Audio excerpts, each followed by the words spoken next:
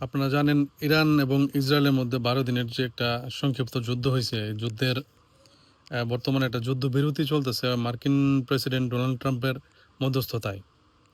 এবং এই Donald Trump এই যুদ্ধবিরতি কার্যকর করতে পেরে খুবই আনন্দিত এবং গর্বিত এবং আ অলরেডি বিভিন্ন জায়গা থেকে বলা হচ্ছে যে এটার জন্য ডোনাল্ড ট্রাম্পকে শান্তিতে নোবেল পুরস্কার দেওয়া উচিত। তো এখানে হাস্যকর যে বিষয়টা সেটা হচ্ছে যে ইসরায়েল ১ম এ ইরানে হামলা করে। হামলার পর ইরান আবার ইসরায়েলে হামলা করে। তো হামলা পাল্টা হামলার মাঝখান দিয়া ডোনাল্ড ট্রাম্প নিজে আইসা তার দেশ থেকে বিমান আইনা সে ইরানের এই পারমাণবিক স্থাপনা ৩ টা স্থাপনায় হামলা চালাইছে। হামলা চালিয়ে এগুলা মোটামুটি অনেক ক্ষতিগ্রস্ত করছে এবং বলতেছে প্রকাশ্যে যে আমরা এটা হামলা করে এটা ইরানকে পারমাণবিক যে শক্তিধর হওয়া এটাতে তাদেরকে আমরা কয়েক বছর পিছাই দিছি। তো এখন সে নিজেই যুদ্ধ করছে।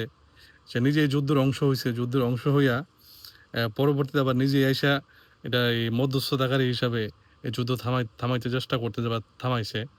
তারপরে এখন আবার এটার জন্য তারে আবার নোবেল পুরস্কারও দেয়া লাগতে পারে। তার মানে কি একটা অবস্থা যে চলতেছে, মানে এটা আসলে আর বলার আর অপেক্ষা রাখে না যে ঘটনাটা আসলে কি ঘটতেছে। যে আমি এই ১ম এ একজনরে অনুমতি দিলাম যে তুই ইরানে হামলা করছে। তারপরে আমি তার পক্ষ হইয়া নিজেকে হামলা করলাম।